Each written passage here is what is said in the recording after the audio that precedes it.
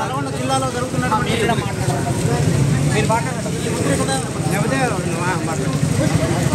ఇది పోతేనే కాదు తెచ్చేది వెజిటబుల్ స్కీమ్ ద్వారా ఏర్పడినటువంటి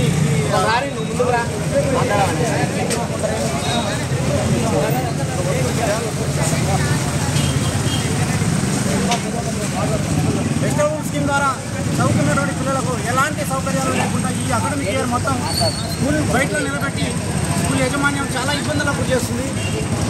గతంలో మేము జిల్లా కలెక్టర్కి మేము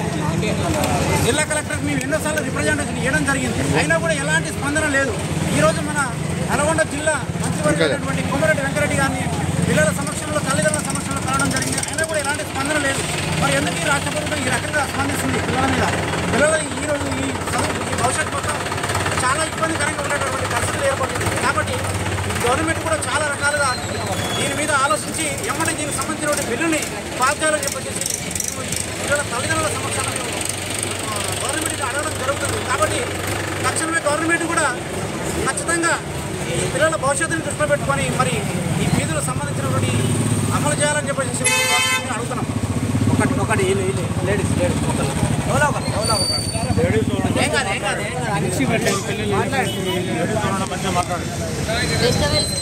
అవైలబుల్ స్కీమ్లో మా పాప చదువుతుందండి. 3 సంవత్సరాల చెల్లించకపోవడంతో కలెక్టర్ గారిని కలిసాము.